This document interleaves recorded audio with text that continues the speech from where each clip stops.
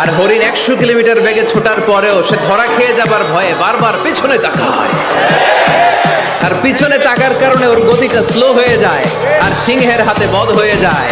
পিছনে তাকাবার সময় আমাদের নাই, চিল্লায় বলো ঠিক কিনা? বয়স হয়ে গিয়েছে, সোজা বাপ মাকে বুঝাবা, বাপ মা বিয়ে দিলে না দিবে তোমাকে প্রতিবাদ করে হলো বিয়ে করতেই হবে, ঠিক কিনা বলো? বিড়ালের মতো 500 বছর বেঁচে থাকার কোনো লাভ নাই, সিংহের মতো 1 ঘন্টা বাঁচতে চাই।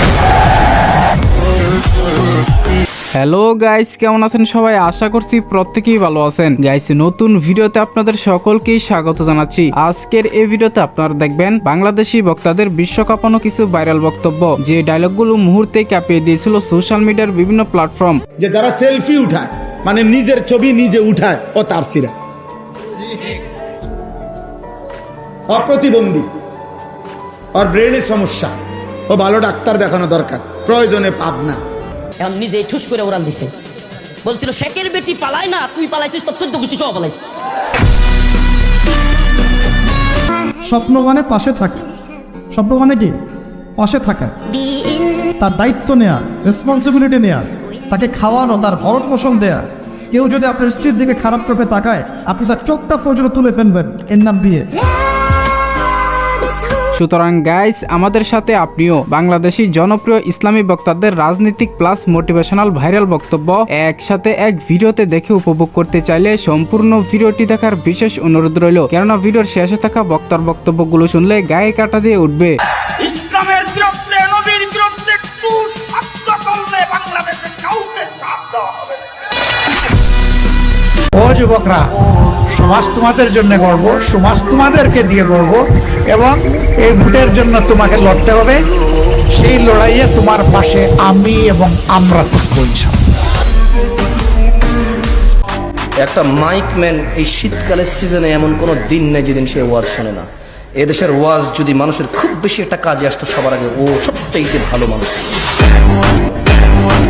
গাইস, ভিডিওর শুরুতে রয়েছে মুফতি আনিসুর রহমান আশরাফি হুজুরের কিছু ভাইরাল বক্তব্য। ওই দেখেন, ওই অপদার্থ কি করে দেখেন, দেখছেন? দেখছেন ভাই, কি পরিমাণ অপদার্থ দেখেন, কি পরিমাণ বেহায়া। চিন্তা করছেন? হ্যাঁ, এটাই জীবন। রিসেন্টলি হুজুরের এই বক্তব্যগুলো শর্ট প্ল্যাটফর্মের মাধ্যমে আরো হাইলাইট হয়েছেন। ওই দেখেন, ওই অপদার্থ কি করে দেখেন, দেখছেন? দেখছেন ভাই, কি পরিমাণ অপদার্থ দেখেন। এছাড়াও গাইস, হুজুরের একজন চরম লেভেলের ভক্ত হচ্ছেন আমার এক ফ্রেন্ড। পার্সোনালি হুজুরের মোটিভেশনাল কথাগুলো আমার কাছে অনেক ভালো লাগে। সুখের বেলায় অনেকেই মিলে, দুঃখ পেরেশানিতে কেউ মিলে না, কেউ মিলে না। তোমার বাবার চোখ বন্ধ হলে না বুঝবা দুনিয়া কাকে বলে। তোমার বাবার উপার্জন শেষ হয়ে গেলে না বুঝবা দুনিয়া কাকে বলে। তোমার কাঁধে যখন উপার্জনের দায়িত্ব আসবে, তখন না বুঝবা দুনিয়া কাকে বলে, রোজগার কত কষ্ট। তো যাই হোক গাইস, এর পরের লিস্টে রয়েছে মাওলানা মিজানুর রহমান আজহারি হুজুরের কিছু ভাইরাল বক্তব্য। এত মায়া, এত ভালোবাসা কই যাবে? কেউ থাকবে না, সবাই আপনার অন্ধকার কবরে রেখে দিয়ে চলে আসবে। উপরে বাঁশের কঞ্চি, তার উপরে মাটির চাপা, অন্ধকার আর অন্ধকার। এই অন্ধকার যেন শেষ হতে চায় না, শুধুই অন্ধকার, ঠিক কিনা? হুজুরের এই বক্তব্যগুলো শুনে হাজারো যুবক তার জীবন পাল্টে ফেলেছে। একটা কথা জীবনের সাথে সেট করে নিতে হবে, আমি জিতি নয় শিখি, আমি কখনো হারি না, আমি কখনো হারি না, আমি হয় জিতি নয় শিখি। চিল্লায় বলো ঠিক কিনা? আপনি টেনশন করবেন না, আপনি চিন্তা করবেন না, কারণ ফাইন্না মাআল উসরি ইসরা, indeed with every hardship there is is. প্রত্যেক কষ্টের পরেই আনন্দ আছে না নাই? প্রত্যেক দুঃখের পরেই সুখ দিয়েছে কে? এছাড়াও হুজুরের রাজনৈতিক বক্তব্যগুলো মারাত্মক লেভেলের। প্রতিবেশী দেশকে বলবো, আপনারা নিজের চরকায় তেল দেন, আপনারাও শান্তিতে থাকেন, আমাদেরকেও শান্তিতে থাকতে দেন। সব চেঞ্জ করা যায়, প্রতিবেশী চেঞ্জ করা যায় না, কিন্তু প্রতিবেশী হলে বন্ধুত্বপূর্ণ আচরণ করতে হয়। প্রতিবেশী যদি বন্ধু না হয়ে প্রভু হতে চায়, এরকম দানব প্রতিবেশী কেউ চায় না। তো যাই হোক গাইস, এরপরে আমরা দেখবো আবরারুল হক আসিফ হুজুরের ভাইরাল বক্তব্যগুলো। যেই মেয়ে বলবে আমি কিছু বুঝি না, আমার কেউ নাই, আমি একা, বড্ড একা, দাল মে কুছ কালা তো জরুর হ্যায় ওয়াহাঁ পে। জাস্টিফাই করবা, বুঝে শুনে বিয়ে করবা, বিয়ে জীবন একবার, এখানে হারলে পুরো জীবন তুমি হেরে যাওয়া। আসিফ হুজুর মূলত বর্তমান জেনারেশনের পোলাপাইনদের লাইফের সাথে মিল রেখে বেশিরভাগ বক্তব্যগুলো দিয়ে থাকেন। যা কপালে আছে আসবে, যা কপালে লেখা নাই তা আসবে না। অতএব যেই মেয়ে তোমাকে ছ্যাঁকা দিয়ে ব্যাকা করে দিয়েছে ওইটা ভুলে যাও, ওইটা তোমার কপালে লেখা নাই যুবক ভাইরা, বলো। এছাড়াও তিনি অনেক টাইম মিজানুর রহমান আজহারি হুজুরকে কপি করার চেষ্টা করেন, তবে এটা কোনো খারাপ বিষয় নয়। পুরুষ মানুষের ছ্যাঁকা খাওয়ার কোনো ওয়ে নাই। মেয়েদের জন্য একটা বিয়ে জায়েজ, পুরুষ মানুষের 4টা বিয়ে জায়েজ। ছ্যাঁকা খাইলে মেয়েরা খাবে, আমাদের কোনো ওয়ে নাই যুবক ভাইরা। এনিওয়ে গাইস, এরপরে আমরা একটু আল্লামা মামুনুল হক সাহেবের গরম লেভেলের ডায়লগগুলোর দিকে যাই। একটা মাত্র জীবন দিছো, আর ওই একটা জীবন দিয়ে আল্লাহ তোমাকে কিভাবে দেখাবো যে আমি তোমাকে আর তোমার দিনকে কতটা ভালোবাসি। তুমি আমাকে 1000 জীবন দান করতাম, একটা একটা করে জীবন তোমার জন্য উৎসর্গ করে তোমার বান্দা আব্দুল্লাহ বিন হুযাফা দুনিয়ার সামনে প্রমাণ করে দিত ইমানদারের কাছে ইমানের দাম কত বেশি। মামুনুল হক সাহেবের এরকম গরম লেভেলের হুঙ্কারগুলো শুনলে গায়ে কাঠা দিয়ে ওঠে।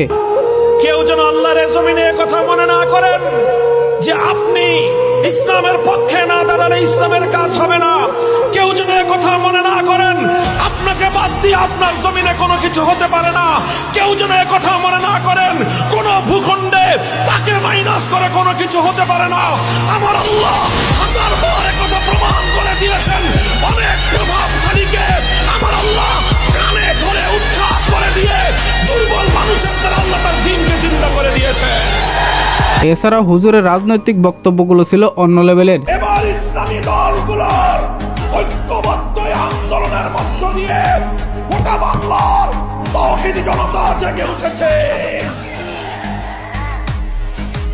গাইস, এরপরে আমরা দেখব আল্লামা দেলোয়ার হোসেন সাইদির কলিজা কাঁপানো বক্তব্যগুলো।